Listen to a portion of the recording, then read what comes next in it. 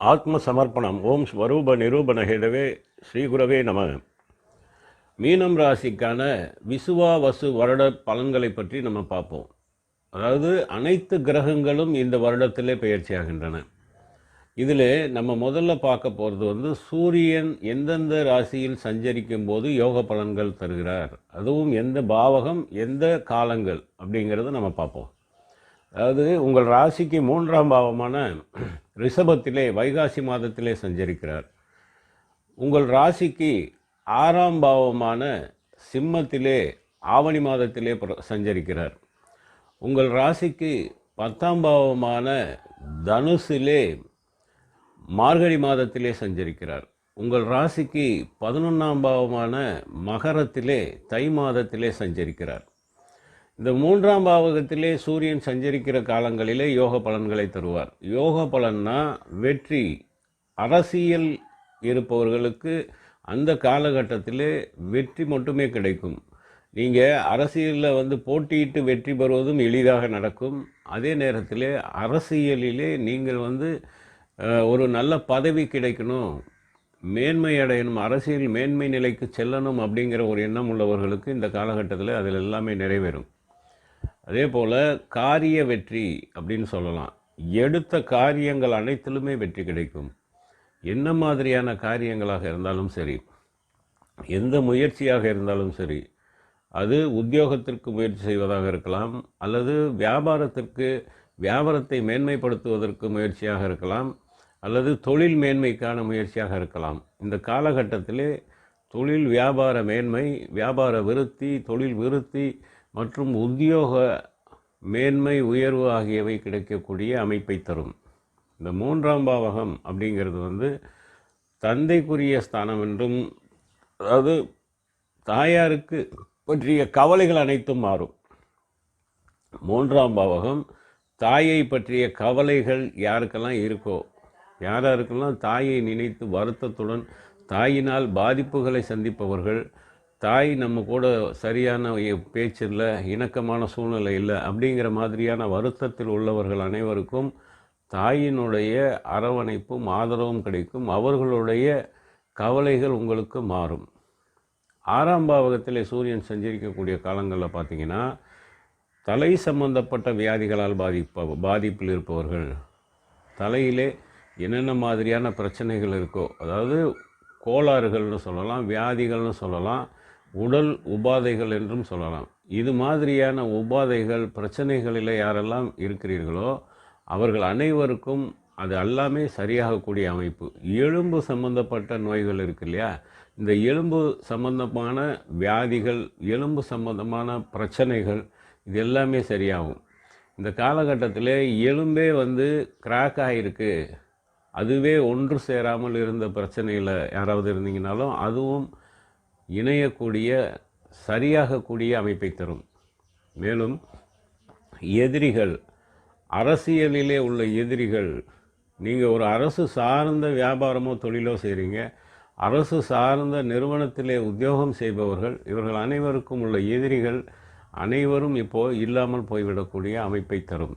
மேலும் அரசு சார்ந்த நிறுவனங்களிலே கடன் தொகை பெற்றவர்கள், அரசு சார்ந்த நிறுவனங்களிலே கொஞ்சம் அதிக அளவில் கடனை வாங்கிவிட்டு அதை திரும்ப அடைக்க முடியாமல் மிகவும் வருத்தத்துடன், மன வருத்தத்துடன் மட்டுமல்ல மிகவும் கவலையுடன் இருந்தவர்கள், அதன் மூலம் அவமானங்கள் மேலும் கஷ்டத்தை அனுபவித்தவர்களுக்கு இந்த காலகட்டத்திலே அவை அனைத்தும் சரியாகி அந்த கடன் அடையக்கூடிய அமைப்பை ஏற்படுத்தி தரும். 10ஆம் பாவகங்கிறது தொழில் ஸ்தானம், கர்மஸ்தானம் என்று சொல்லக்கூடிய அமைப்பு. இந்த 10ஆம் பாவகத்திலே சூரியன் நிற்கக்கூடிய காலத்தில் பார்த்திங்கன்னா, அரசு அதிகாரிகள், அரசு நிறுவனத்தில் வேலை செய்பவர்கள், அரசு ஊழியர்கள் என்று சொல்லலாம். அடுத்து அரசு சார்ந்த தொழில் நிறுவனங்கள் இருக்கு இல்லையா, அதிலே வேலை செய்பவர்கள், தங்க வேலை செய்பவர்கள், மேலும் தங்க நகைக்கடை வியாபாரமாக செய்யக்கூடியவர்கள், மாணிக்க கற்கள் விற்பனை செய்பவர்கள், அதாவது பொறுப்பிலே இருப்பவர்கள், நிர்வாக பொறுப்பிலே இருக்கக்கூடியவர்கள். அதுக்கு அடுத்தபடியாக பார்த்திங்கன்னா, இந்த 10ஆம் பாவகம்ங்கிறது உங்களுக்கு குலத்தொழில் என்று சொல்லக்கூடிய அமைப்பு. தந்தை வழி குலத்தொழிலை செய்யக்கூடியவர்கள், இவர்கள் அனைவருக்கும் நல்ல ஒரு உயர்வு கிடைக்கும், தொழில் மேன்மை ஏற்படும். தொழில் சார்ந்த அனைத்துமே முன்னேற்றமான பலனை தரும். அதாவது ஊதிய உயர்வாகவும் இருக்கலாம், தொழில் உயர்வாக இருக்கலாம், அல்லது வியாபாரம் சுறுசுறுப்பாக நடந்து விறுவிறுப்பாக நடந்து நீங்கள் முன்னாடி வாங்கி வைத்திருந்த அந்த ஸ்டாக் இருக்கு இல்லையா, கம்மியான விலைக்கு கிடைக்குதுன்னு நிறைய ஸ்டாக் வாங்கி வச்சுருப்பீங்க. இப்போ நல்ல லாபத்துக்கு விற்று உங்களுக்கு நல்ல முன்னேற்றத்தை தரக்கூடிய அமைப்பை ஏற்படுத்தும்.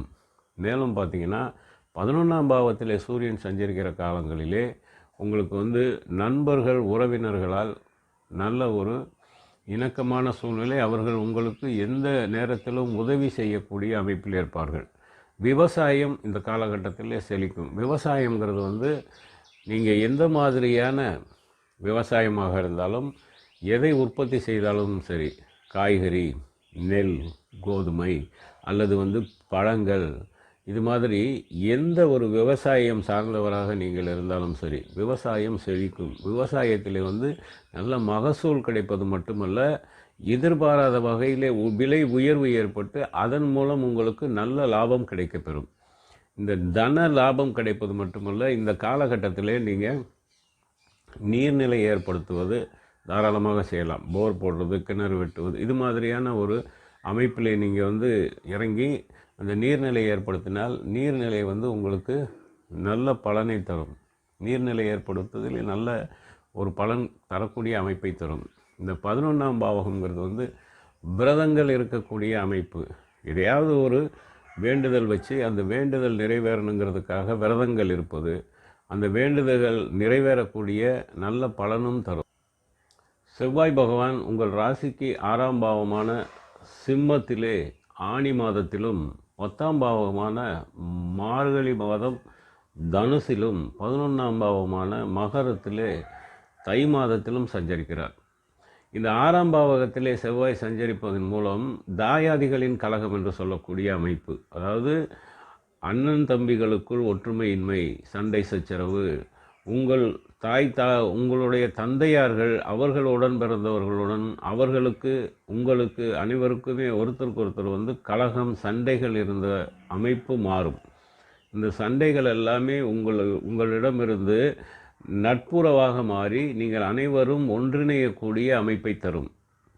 அதாவது ஆயுதங்களாலும் எதிரிகளாலும் காயத்தை இதுவரைக்கும் அனுபவித்தவங்க, எதிரிகளால் சண்டை சச்சரவுகள், ஆயுதங்களால் காயங்கள், இதெல்லாமே அனுபவித்தவர்களுக்கு இந்த காலகட்டத்தில் அந்த அமைப்பு சுத்தமாக நின்றோம். காயங்கள் ஏற்படாது, எதிரிகளின் தொந்தரவுகள் இருக்காது. நோய் தொந்தரவு அப்படின்னா உஷ்ணம் சம்பந்தப்பட்ட நோய்கள், உஷ்ணம் சம்பந்தமான நோய்கள் என்னென்ன இருக்கோ அந்த நோய்கள் எல்லாமே உங்களுக்கு இது வரைக்கும் பாதிப்பை ஏற்படுத்தியிருக்கும். இந்த 6லே செவ்வாய் நின்று சஞ்சரித்து பலன் தரக்கூடிய அமைப்பு பார்த்திங்கன்னா, உஷ்ணம் சம்பந்தமான நோய்கள் அனைத்துமே உங்களை விட்டு நீங்கிடும். அந்த நோய் இனி இருக்காது. வந்த இடம் தெரியாமல் அது தானாகவே எப்படி வந்துச்சோ அப்படியே திரும்ப போயிடும். உங்களுக்கு நோய் பாதிப்புகள் இருக்காது. இந்த கடன் தொல்லைகள் என்பது கொஞ்சம் கொஞ்சமாக குறைந்து கடன் அடைபடக்கூடிய அமைப்பை தரும். 10ஆம் பாவகம் தொழில் கர்மஸ்தானம் பார்த்தோம். இந்த கர்மஸ்தானம் தொழில் ஸ்தானத்தில், அதாவது சீருடை அணிந்து பணி செய்பவர்கள், அப்படி பார்த்தா இராணுவம், காவல்துறை, அதுக்கப்புறம் பார்த்திங்கன்னா டாக்டர் எடுத்துக்கலாம், கப்பற்படை, விமானப்படை, மற்றும் யாரெல்லாம் சீருடை அணிந்து பணி செய்கிறார்களோ அந்த சீருடை பணியாளர்கள் அனைவருக்கும் நல்ல முன்னேற்றம் கிடைக்கும். அந்த சீருடை பணியாளர்கள் அனைவருக்கும் நல்ல ஒரு உத்தியோக உயர்வு, ஊதிய உயர்வு கிடைக்கும். அதை சார்ந்த தொழில் செய்பவர்களுக்கும் நல்ல முன்னேற்றம் ஏற்படும். இரத்த வங்கி நடத்தக்கூடியவர்களுக்கு நல்ல வியாபார விருத்தி, இரத்த வங்கியில் உங்களுக்கு அந்த ஒரு இடத்துல இருக்கக்கூடிய அந்த ஒரு பிரான்ச்சை 4-5 இடத்துக்கு விரிவுபடுத்தக்கூடிய அமைப்பையும் தரும். இந்த தொழில் செய்பவர்கள் அப்படின்னு பார்த்திங்கன்னா கிரானைட் தொழில், இந்த தொழிலை பார்க்குறங்க, பவளம் எடுப்பது விற்பது போன்ற தொழில் செய்பவர்கள், இவர்கள் அனைவருக்கும் செங்கல் சூளை வைத்து நடத்துபவர்கள், இவர்களுக்கும் கூட நல்ல யோக பலனை தரும். இந்த செவ்வாய் 10ல் நிற்கும் பொழுது மேல் சொன்ன அனைத்து தொழிலை சார்ந்தவர்கள் அனைவருக்கும் நல்ல முன்னேற்றமான யோக பலன்களை தரும். 11ல் செவ்வாய் நிற்கும் பொழுது மூத்த சகோதர சகோதரிகளுக்கு நல்ல முன்னேற்றமான பலனை தரும். மூத்த சகோதரர்களுக்கு யோக பலன்னு சொல்லலாம். அவர்களுடன் உங்களுக்கு இருந்து வந்த விரோதம், சண்டை சச்சரவு இவை அனைத்தும் மாறக்கூடிய அமைப்பை காட்டுகிறது. மேலும் இந்த 11ஆம் பாவங்கிறதே தொழில் மேன்மை, வியாபார விருத்தி இவை அனைத்திற்குமான அமைப்பை தரும். இந்த பிரயாணங்கள் இதற்கு முன்பு உங்களுக்கு பிரயாணத்திலே சிறு சிறு விபத்துகள், பிரச்சனைகளை சந்தித்தவர்களுக்கு இப்போது அந்த பிரயாணத்தில் எந்த ஒரு பாதிப்பும் இருக்காது. இந்த பிரயாணத்திலே சுக பிரயாணங்களாக இருக்கும். நீங்கள் தொழில் சார்ந்து, உத்தியோகம் சார்ந்து, வியாபாரம் சார்ந்து செய்யக்கூடிய பிரயாணங்கள் அனைத்தும் உங்களுக்கு வெற்றிகரமாக அமையும். என்ன காரணத்திற்காக நீங்கள் பிரயாணம் செய்கிறீங்களோ அந்த காரணம் வெற்றி அடையக்கூடிய அமைப்பை தரும். இந்த 11 நண்பர்கள், உறவினர்களுடன் இருந்து வந்த சண்டை சச்சரவுகள், அவர்களுடன் இதுக்கு முன்னாடி ஒரு சண்டையோ அல்லது ஒரு விரோதத்தினாலேயோ பேச்சுவார்த்தை இல்லாமல் இருந்தது. அவர்கள் அனைவரும் ஒன்றிணையக்கூடிய அமைப்பை தரும். அதாவது உடன் பிறந்தவர்கள் மட்டுமல்ல, உங்களுக்கு நண்பர்கள், உறவினர்கள் அனைவரும் உங்களுக்கு வேண்டிய அளவுக்கு ஒரு உதவியாக மாறக்கூடியதும், சண்டை சச்சரவுகள் நீங்குவதும் பலனை தரும். போட்டி பந்தயங்களிலே கலந்து கொள்பவர்கள், எந்தெந்த போட்டியில் கலந்துக்கிறீங்களோ அந்த வேடிக்கை விளையாட்டுங்கிறதும் உங்கள்கிட்ட அதிகமான அளவில் இப்போ தென்படும். எப்படின்னா, எதையும் ஒரு வேடிக்கையாக விளையாட்டாக எடுத்துக்கொள்ளக்கூடிய ஒரு அமைப்பும் இருக்கும். போட்டி பந்தயங்களிலே கலந்து கொள்ளக்கூடியவர்களுக்கு கண்டிப்பாக வெற்றி, பாராட்டு, பரிசுகள் மற்றும் அதற்குண்டான அனைத்து விதமான வெகுமதிகளும் கிடைக்கக்கூடிய அமைப்பு. புதன் பகவான் உங்கள் ராசிக்கு 2ஆம் இடமான மேசத்திலே சித்திரை மாதத்திலும், உங்கள் ராசிக்கு 6ஆம் பாவமான சிம்மத்திலே ஆவணி மாதத்திலும், 8ஆம் பாவமான துலாத்திலே ஐப்பசி மாதத்திலும், உங்கள் ராசிக்கு 10ஆம் பாவமான தனுசிலே மார்கழி மாதத்திலும், உங்கள் ராசிக்கு 11ஆம் பாவமான மகரத்திலே தை மாதத்திலும் சஞ்சரிக்கிறார். புதன் 2ஆம் இடத்திலே சஞ்சரிக்கக்கூடிய காலங்களிலே பார்த்தீங்கன்னா தன வரவுக்கு குறைவு இருக்காது. நவரத்தினங்கள், ஆடை ஆபரணங்கள் எல்லாம் சேரக்கூடிய ஒரு யோக பலனை தரும். அந்த அளவுக்கு உங்களுக்கு தன வரவும் பண வரவும் ஏற்படுத்தி தரும். அடுத்து பார்த்திங்கன்னா குடும்ப சூழ்நிலை, குடும்ப நிலை என்ற அமைப்பு. இந்த குடும்ப நிலைனாலே குடும்ப நிலையிலே இருந்து வந்த பிரிவினைகள், பிரச்சனைகள், சண்டைகள், அதாவது ஈகோ பிரச்சனைகளை கூட ஒருத்தருக்கு ஒருத்தர் பேசாமல் இருப்பீங்க. நான் பெரியாளா நீ பெரியாளா அப்படிங்கிறது குடும்பத்துக்குள்ளேயே ஒருத்தருக்கு ஒருத்தர் பேச்சுவார்த்தை இல்லாமல், நான் பெரிய ஆளுன்னு நினச்சிட்டு அவர் இருப்பார், நீங்கள் பெரிய ஆளுன்னு நினச்சிட்டு நீங்கள் இருப்பீங்க. இப்போது அந்த மாதிரியான பிரச்சனைகளிலேயே இருக்கக்கூடிய பிரிவினைகள் மாறி ஒருத்தரை ஒருத்தர் புரிஞ்சுக்கிட்டு குடும்பம் மகிழ்ச்சிகரமான ஒரு சூழ்நிலையை உருவாக்கக்கூடிய அமைப்பை தரும். வாக்குஸ்தானம் என்று சொல்லக்கூடிய அமைப்பு. வாக்குனாலே இதற்கு முன்பு நீங்கள் மறுத்து பேசுவது, எதிர்த்து பேசுவது, விதண்டாவாதம் செய்வது மாதிரியான பேச்சுக்கள் இருந்திருக்கும். ஆனால் இப்போது அந்த பேச்சுக்கள் உங்களிடத்திலே நல்ல மாற்றம் இருக்கும். எப்படின்னா, அதாவது வேடிக்கையாக பேசுவது, நகைச்சுவையாக பேசுவது, இனிமையாக பேசுவது போன்ற மாற்றங்கள் உங்கள்கிட்ட இருக்கும். அப்போது உங்கள் பேச்சை எல்லாரும் விரும்பி கேட்கக்கூடிய மாதிரியான ஒரு பேச்சு இருக்கும். அதே நேரத்தில் 6ஆம் பாவகத்திலே புதன் பகவான் சஞ்சரிக்கிற காலங்களில் பார்த்திங்கன்னா, இந்த 6ஆம் பாவகத்திலே உடல்நிலை கோளாறு, தோல் சம்பந்தப்பட்ட வியாதிகளால் பாதிக்கப்பட்டவர்கள், இந்த தோலில் சொறி, சிரங்கு, தேமல் இது மாதிரியான பாதிப்புகள் இருந்தவர்களுக்கு அதெல்லாமே நீங்கக்கூடிய அமைப்பு. இந்த தோல் வியாதிகள் அனைத்துமே அறவே உங்களை விட்டு விலகக்கூடிய அமைப்பை தரும். மேலும் பார்த்திங்கன்னா, இந்த காலகட்டத்திலே தாய்மாமனுடைய முழு ஒத்துழைப்பு உங்களுக்கு கிடைக்கப்பெறும். தாய்மாமனுடன் ஏதாவது சண்டை சச்சரவினால் பிரிவினையில் இருந்தாலும் சரி, அல்லது ஒரு விசேஷ காரியம் நடத்துவது தாய்மாமனால் தடைப்பட்டு தாமதப்பட்டு கொண்டு இருந்த அனுபவம் பெற்றவர்களுக்கும் சரி, இப்போ தாய்மாமன் உங்களுக்கு தேவையான உதவி செய்வதற்கு தயாராக இருப்பார். ஒன்றிணையக்கூடிய அமைப்பையும் ஏற்படுத்தி தரும். ஏற்கனவே நல்லா தானே இருக்கும் அப்படின்னாலும் நீங்கள் எதிர்பார்த்ததை விட அதிகமான அளவில் உங்களுடன் உறவாடுவார். உங்கள் தேவை அறிந்து, முகமறிந்து உதவி செய்யக்கூடிய அமைப்பாக மாறுவார். இந்த தாய்மாமனுடைய அனைத்து விதமான ஒத்துழைப்பும் உங்களுக்கு இருக்கும். மேலும் இந்த 6ஆம் பாவகம் அப்படிங்கிறத எதிரிகள், சண்டை சச்சரவுகள் இதெல்லாமே உங்களை பின்தொடர்ந்து வந்திருக்கும்.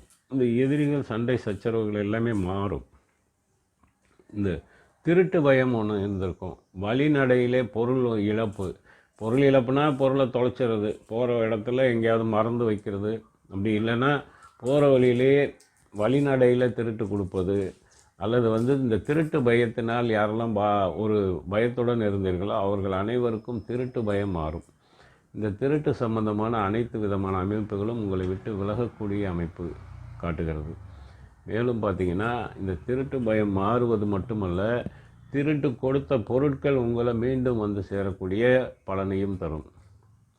அதே நேரத்தில் இந்த 6ஆம் பாவகம் அப்படிங்கிறது மெதுவான போக்கு இருந்திருக்கும். இது வரைக்கும் ஒரு சுறுசுறுப்பு இல்லாமல் மெதுவான போக்கு, பிரச்சனைகளை சந்திப்பது, எதிரிகளால் உங்களுக்கு அடிக்கடி தொந்தரவுகள், எதிரிகளால் எந்த ஒரு செயலும் செய்ய முடியாமல் பாதிப்பு, இவை அனைத்தும் மாறக்கூடிய பலனை தரும். இந்த 10ஆம் பாவகங்கிறதே தொழில் ஸ்தானம், கர்மஸ்தானம் என்று சொல்வது. இந்த புதன் பகவான் 10லே சஞ்சரிக்கக்கூடிய காலங்களில் பார்த்திங்கன்னா, யாரெல்லாம் அரசு ஆசிரியரோ அல்ல தனியார் துறை ஆசிரியர்களாகவோ வேலை செய்பவர்கள், ஆசிரியர் தொழில் செய்பவர்களுக்கு நல்ல முன்னேற்றம் கிடைக்கும். அதே நேரத்தில் கணக்கர் என்று சொல்லக்கூடிய கணக்கு அக்கௌண்டண்ட்டாக இருக்கிறவங்க, வங்கி பணியில் இருப்பவர்கள், அது மட்டுமல்ல தொலைத்தொடர்பு துறையிலே இருப்பவர்கள், மக்கள் தொடர்பு சம்பந்தப்பட்ட உத்தியோகத்தில் இருப்பவர்கள், இல்லை அது சம்பந்தமான ஒரு வேலை செய்பவர்கள், பேப்பர் பேனா சம்பந்தப்பட்ட எந்தெந்த தொழில் செய்கிறீர்களோ அந்த தொழில் அனைத்துக்குமே இந்த புதன் பகவான் நல்ல முன்னேற்ற பலனை தருவார். இந்த தொழில் மட்டுமல்ல, அந்த உத்தியோகத்தில் இருப்பவர்களுக்கும் நல்ல முன்னேற்ற பலன் தருவார். தரகு தொழில் செய்பவர்களுக்கு எதிர்பாராத ஒரு அதிர்ஷ்டம், எதிர்பாராத அளவிலே நல்ல முன்னேற்றம் கிடைக்கும். அதாவது முதலீட்டு இல்லாமல் தொழில் செய்யக்கூடியவர்கள், முதலீட்டு இல்லாமல் வியாபாரம் செய்யக்கூடியவர்கள், முதலீடு இல்லாத வேலை, தொழில், வியாபாரம் யாரெல்லாம் செய்கிறீங்களோ அவங்க எல்லாருக்குமே நல்ல யோக பலனை தருவார் இந்த புதன் பகவான். புதன் 11லே சஞ்சரிக்கக்கூடிய காலங்களிலே கல்வி சிறக்கும்.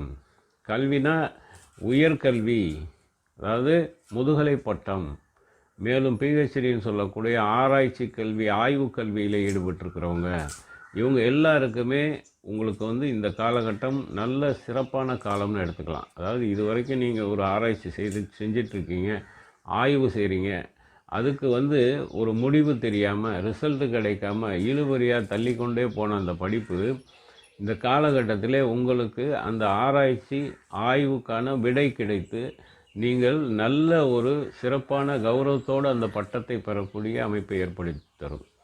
முதுகலை பட்டம் சேர்ந்து படிக்கணும்னு நினைக்கக்கூடியவங்க இந்த காலகட்டத்தில் நீங்கள் கண்டிப்பாக சேர்ந்து படிப்பது உங்களுக்கு நல்ல மதிப்பெண்ணுடன் அந்த பட்டத்தை பெற்றுத்தரக்கூடிய யோகத்தை இந்த புதன் பகவான் தருவார். குரு பெயர்ச்சியானது இந்த விசுவாவசு வருடத்திலே நடக்கிறது. எப்போ அப்படின்னு பார்த்தீங்கன்னா, சித்திரை மாதம் 28ஆம் தேதி, ஆங்கில தேதிக்கு 11/5/2025 அன்று வாக்கியப்படி குரு பகவான் உங்கள் ராசிக்கு 3ஆம் இடமான ரிஷபத்திலிருந்து 4ஆம் இடமான மிதுனத்தில் சஞ்சரிக்கிறார். இந்த மிதுனத்தில் நின்ற குரு பெரிய அளவிலே சுகஸ்தானமாக இருந்தாலும் பெரிய அளவிலே நற்பலன்களை தரமாட்டார். பொதுவாகவே பார்த்திங்கன்னா, குரு நின்ற இடம் பார்வை கோடி நன்மை அப்படிங்கிற ஒரு அமைப்பு உண்டு. அப்போது குரு பார்வையை நம்ம பார்ப்போம். குரு பார்வை என்பது அதாவது அவர் நின்ற ஸ்தானத்திலிருந்து 5ஆம் இடம், 7ஆம் இடம், 9ஆம் இடத்தை பார்ப்பார். அப்போது அவர் நின்ற ஸ்தானத்திலிருந்து பார்க்கக்கூடிய 5ஆம் இடமானது துலாம். துலாம் உங்கள் ராசிக்கு அட்டமஸ்தானம் என்று சொல்லக்கூடிய 8ஆம் பாவகம். இந்த 8ஆம் பாவகத்தினுடைய அமைப்பில் பார்த்திங்கன்னா, ஆயுள் பலம் கூடும். அதே போல் பிரச்சனைகள், அடிக்கடி பிரச்சனைகள் சந்திச்சுட்டே இருந்தவங்களுக்கு பிரச்சனைகளிலிருந்து வெளிவரக்கூடிய அமைப்பு, நீதிமன்ற வழக்குகள் சந்தித்தவர்களுக்கு நீதிமன்ற வழக்கு இது வரைக்கும் உங்களுக்கு சரியாக அமையலை, அதாவது தீர்வு வரல, அதாவது எதிரிக்கு தீர்வாயிருமோ அப்படிங்கிற ஒரு பயத்தில் உள்ளவர்களுக்கும் சரி, உங்களுக்கு சாதகமான ஒரு தீர்ப்பு கிடைக்கக்கூடிய அமைப்பை தரும்.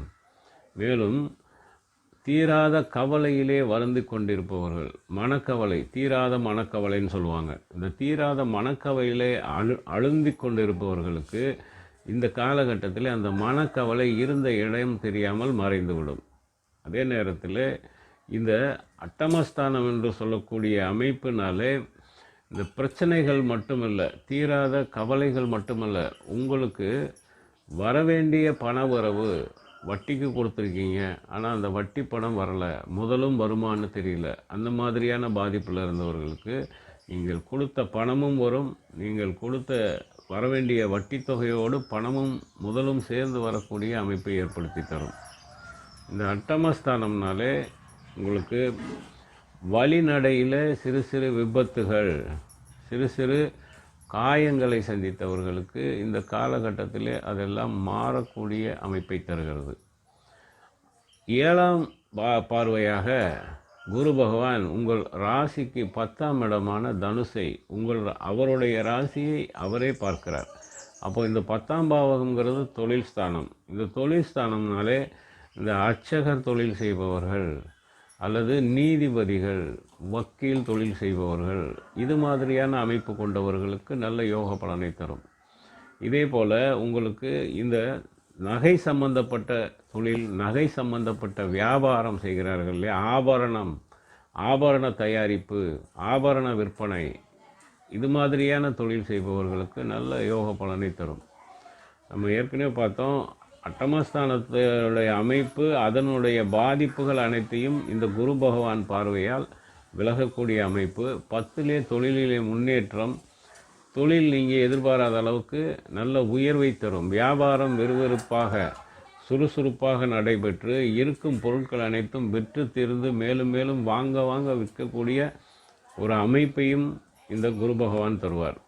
இந்த 10ஆம் பாவகங்கிறது கர்மஸ்தானம். அப்போது முன்னோர்களுக்கு செய்ய வேண்டிய கர்ம காரியங்கள், கடமைகளை இந்த காலகட்டத்தில் செய்யக்கூடிய அமைப்பை தரும். அதுக்கப்புறம் பார்த்தீங்கன்னா உங்கள் ராசிக்கு 12ஆம் இடமான கும்பத்தை குரு பகவான் 9ஆம் பார்வையாக பார்க்குறார்.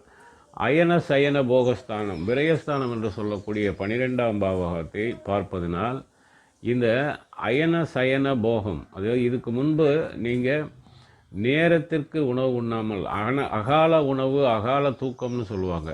அப்போது எல்லாமே நேரம் தவறி நடந்தது.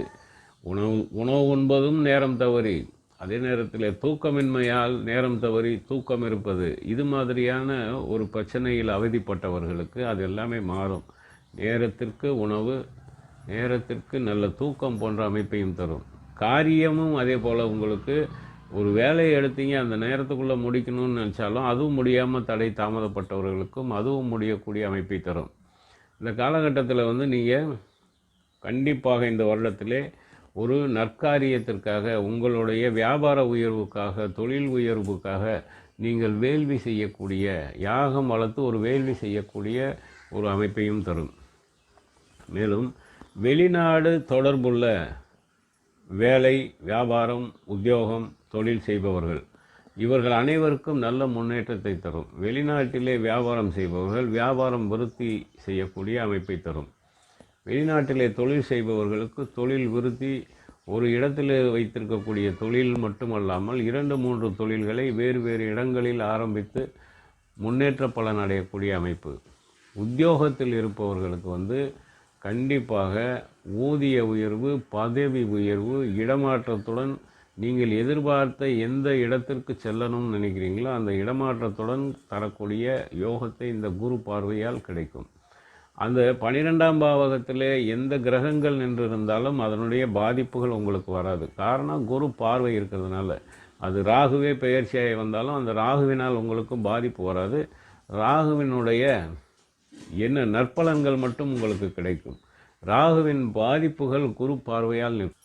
சுக்கிர பகவான் உங்கள் ராசிக்கு 2ஆம் இடமான மேசத்திலே வைகாசி மாதமும், 4ஆம் இடமான மிதுனத்திலே ஆடி மாதத்திலும், 5ஆம் இடமான கடகத்திலே ஆவணி மாதத்திலும், 9ஆம் இடமான விருச்சிகத்திலே கார்த்திகை மாதத்திலும், 11ஆம் இடமான மகரத்திலே தை மாதத்திலும் சஞ்சரிக்கிறார். இந்த 2ஆம் பாவகம் அப்படிங்கிறது குடும்ப சூழ்நிலையிலே கணவன் மனைவி பிரச்சனை இருந்தவர்கள், கணவன் மனைவிக்குள் பிரிவு இருந்தவர்கள் இணையக்கூடிய அமைப்பை தரும். இந்த கணவன் மனைவி இருவரும் ஒன்று சேர்ந்து ஒன்றிணைந்து குடும்பத்தை மகிழ்ச்சிகரமாக நடத்தி செல்லக்கூடிய அமைப்பை ஏற்படுத்தி தரும். சுகஸ்தானம் என்று சொல்லக்கூடிய 4ஆம் பாவத்திலே சுக்கிரன் சஞ்சரிக்கிற காலத்தில் பார்த்திங்கன்னா கண்டிப்பாக உங்களுக்கு வியாபாரம் விருத்தி, மேலும் ஒரு தொழில் வலிமையும் ஏற்படும். பார்த்திங்கன்னா உங்களுக்கு வீடு மனை வாகன யோகத்தை தரும். வீடு இருக்கிறவங்க வீட்டை அலங்காரம் செய்யக்கூடிய அமைப்பை தரும். அதே நேரத்தில் உங்களுக்கு வீடு இல்லைன்னா வீடு கட்டக்கூடிய யோகம், இடம் இல்லாதவர்கள் இடம் வாங்கக்கூடிய யோகம், வண்டி வாகனங்கள் இல்லாதவர்கள் வாகன யோகமும் பெறுவார்கள், வாகனம் வாங்கக்கூடிய அமைப்பை தரும். நமக்கு ஏற்கனவே வாகனம் இருக்குங்க அப்படின்னு சொல்கிறவங்களுக்கு இதற்கு முன்பு அந்த வாகனத்திற்காக பழுதுக்காக அதிக அளவிலே விரைய செலவை செய்தவர்கள் இந்த காலத்திலே நீங்கள் அந்த வாகனத்தை கொடுத்து புது வாகனம் வாங்கக்கூடிய அமைப்பை தரும். இந்த காலகட்டம் வீடு மனை வாங்குவது மட்டுமல்லாமல் உங்களுக்கு வியாபாரம் சிறப்பாக இருக்கும். அதாவது அழகு சார்ந்த பொருட்கள் விற்பனை, அழகு நிலையம் நடத்துவது, வட்டி தொழில் செய்பவர், இது மாதிரியான தொழில் செய்கிறீர்கள் இல்லையா, அவங்க அனைவருக்குமே நல்ல வியாபார முன்னேற்றம், தொழில் முன்னேற்றம் ஏற்படக்கூடிய அமைப்பை தரும். இந்த விவசாயமும் நன்றாக செழிக்கும், விவசாயமும் சிறப்பாக இருக்கும். விவசாயத்தில் எதிர்பாராத அளவுக்கு மகசூலும் லாபமும் விலை உயர்வும் கிடைக்கும். அந்த ஒரு அமைப்பையும் தரும். மருந்து வகைகளிலே மருத்துவ செலவுக்காக அதிக அளவிலே செலவு செய்தவர்களுக்கு மருந்து வகைகளுக்கான செலவுகள் நிற்கக்கூடிய அமைப்பை தரும். நண்பர்கள் உறவினர்கள் அனைவருமே உங்களுக்கு ரொம்ப உதவியாகவும் இருப்பார்கள். அதே நேரத்தில் நண்பர்களால் பண வரவு கிடைக்கும். நண்பர்கள் உறவினர்கள் உங்களுக்காக ஒரு சின்ன ஒரு உதவி செய்வாங்க, அல்லது உங்களுடைய தொழில் வியாபாரம் சேர்ந்து ஏதாவது செய்வாங்க. அது எல்லாமே உங்களுக்கு பணமாக மாறும், உங்களுக்கு வருமானம் தரக்கூடியதாகவும் அமையும். நீர் சம்பந்தப்பட்ட தொழில் செய்பவர்கள் நீரினால் லாபம் பெறக்கூடிய அமைப்பை ஏற்படுத்தும். இவ்வளோ காலமாக நீங்கள் ஒரு வீடு மனையினால் வருமானம் தடை தாமதப்பட்டவர்கள், வீட்டை வாடகைக்கோ அல்லது வேறு ஏதோ ஒரு இடம் தரை வாடகைக்கோ அல்லது விவசாய நிலத்தை எதற்காகவோ ஒரு வாடகைக்காகவாது அதை உண்டுறுதியாக வருடத்திற்கு ஒரு முறை இவ்வளோ கொடுத்து விவசாயம் பண்ணிக்கலாம், நீங்கள் அடுத்தவங்க கிட்ட கொடுத்தது கூட பணம் வராமல் தடை தாமதப்பட்டவர்களுக்கு இந்த காலகட்டத்தில் அந்த பணங்கள் அனைத்தும் உங்களை தேடி சேரக்கூடிய யோக பலனையும் தரும். பிரயாணங்கள் அடிக்கடி ஏற்படும். இந்த பிரயாணங்கள் தொழில் சார்ந்து வியாபாரம் சார்ந்த பிரயாணங்களாக, உத்தியோகம் சார்ந்த பிரயாணங்களாக அதிக அளவில் இருக்கும். அந்த பிரயாணங்கள் எந்த தடையும் இல்லாமல் சுகப்பிரயாணமாக அமையக்கூடிய அமைப்பை தரும். 9ஆம் பாவகம் இயங்கிறதுனால இந்த 9ஆம் பாவகம் அப்படிங்கிறதே தர்மஸ்தானம். தர்ம காரியங்களிலே அதிகமாக ஈடுபடுவீர்கள். தந்தை வழி சொத்து, தந்தை வழி வரவேண்டிய சொத்துக்கள் வராமல் தடை தாமதப்பட்டது, தந்தை வழி சொத்து வரவு சேரும். தந்தை வழி வரவேண்டிய பண வரவும் உங்களை தேடி சேரும். அதே போல் இந்த பாக்கியஸ்தானம் என்று சொல்வது ஒரு அமைப்பு. இப்போது நீங்கள் கோயில் திருப்பணிகளிலே ஈடுபடுவது, குருவை சார்ந்த சேவைகள் செய்வது, குருவின் மூலம் உபதேசம் பெறுவது, ஞானிகளை சந்தித்து ஆசி பெறுவது, அது மட்டுமல்லாமல் அதாவது சகோதரிகளால் துன்பத்தை அனுபவித்தவர்கள், சகோதரிகளை நினைத்து வேதனை அடைந்தவர்கள், அவர்களுக்காக மனக்கவலை மன கஷ்டத்தை அனுபவித்தவர்கள், அவங்கள நினச்சி இல்லை அவங்களே உங்களுக்கு கஷ்டத்தை கொடுக்கக்கூடிய மாதிரியே பாதிப்பை தரக்கூடிய மாதிரியாக நடந்து கொண்ட விஷயங்கள் அனைத்தும் மாறி நல்ல சுமூகமான ஒரு சூழ்நிலையை ஏற்படுத்தி தரும். நீர்நிலைகள் சார்ந்த பகுதிகளிலே யாரெல்லாம் வாழ்ந்துட்டுருக்கீங்களோ அவங்க எல்லாருக்குமே நல்ல முன்னேற்றமும் நல்ல பாக்கியமும் நல்ல யோகமும் கிடைக்கப்பெறும். 11ஆம் பாவகத்தில் சுக்கிரன் சஞ்சரிக்கக்கூடிய காலங்களிலே வெளிநாட்டு பிரயாணங்கள் அடிக்கடி ஏற்படும். பிரயாணங்கள் வெளிநாட்டுக்கள் தொழில் சார்ந்து வியாபாரம் சார்ந்து உத்தியோகம் சார்ந்து நீங்கள் வெளிநாடுகளுக்கு அடிக்கடி பிரயாணம் சென்று வரக்கூடிய பலனை காட்டுகிறது, பலனையும் தரும். மேலும் பெண்களால் வருமானம், நீங்கள் பெண்களை ஆதரிக்கக்கூடிய ஒரு அமைப்பும் ஏற்படும். அதிக அளவிலே பெண்களை ஆதரிப்பீங்க. ஆனால் பெண்களால் வருமானம் வரும். அது உங்கள் மனைவியாக இருக்கலாம், உங்கள் தொழிலிலே வேலை செய்யக்கூடிய பெண்களாக இருக்கலாம், வியாபாரம் செய்யக்கூடிய இடத்திலே உங்களுக்கு கீழ் வேலை செய்பவர்களாக இருக்கலாம், அல்லது உங்களுக்கு பார்ட்னராக இருக்கலாம். நீங்கள் பார்ட்னர்ஷிப் வச்சு தொழில் நடத்துகிறீங்க. நீங்கள் ஒரு ஆள், ஆண் பெண் இருவரும் பார்ட்னராக சேர்ந்து நடத்தக்கூடிய தொழிலும் சிறக்கும். அந்த பெண்களால் இந்த காலம் உங்களுக்கு யோகத்தை தரும். இந்த 11லே சுக்கிரன் சஞ்சரிக்கக்கூடிய காலங்களிலே பெண்களால் சிறப்பான யோகத்தை தரும். சனி பகவான் அப்படின்னு எடுத்தாலே அவர் 7.5 சனியாக தற்சமயம் பயணித்து கொண்டிருக்கிறார். இந்த 7.5 சனி அப்படிங்கிறது முதல் சுற்று, 2ஆம் சுற்று அப்படிங்கிற மாதிரியான கணக்குகள் உண்டு. அதன் அடிப்படையிலே பார்க்கும் பொழுது உங்கள் ராசிக்கு இப்போது உங்கள் வயதின் அடிப்படையிலே முதல் சுற்றா 2ஆம் சுற்றா என்பதை கணித்து அதனுடைய பலனை நீங்கள் தெரிந்துக்கணும். முதல் சுற்றாக இருந்தால் இந்த காலத்தில் ஜென்மச்சனின்னு சொல்லுவாங்க. அப்போ ஜென்மச்சனி, உங்கள் ஜென்மத்திலே சனி இருப்பது, உங்கள் உறவினர்கள், உங்கள் சுற்றி இருப்பவர்கள், மிகவும் நெருக்கமான உறவினர், இவங்கெல்லாம் நமக்கு வேண்டியதை செய்வார்கள், யாரெல்லாம் நமக்கு சப்போர்ட்டாக இருப்பாங்க அப்படின்னு நீங்கள் நினச்சிருந்தீங்களோ அவங்க எல்லாருமே எப்படிப்பட்டவர்கள், உங்களை எந்த இடத்தில் வைத்து பார்க்கிறார்கள், இது வரைக்கும் உங்களை எப்படி நினச்சி உங்கள் கூட பழகியிருந்தாங்க அப்படிங்கிறத இந்த காலகட்டத்தில் சனி பகவான் உங்களுக்கு தெரியப்படுத்துவார். அவர் தெரியப்படுத்துவார். ஆனால் அதுக்கு தகுந்த மாதிரி அவங்களுடைய நடவடிக்கை இருக்கும். அவங்க எப்படி இருப்பாங்கங்கிறத நீங்கள் தெரிஞ்சுக்கிற மாதிரியான ஒரு நடவடிக்கைகள் இருக்கும்.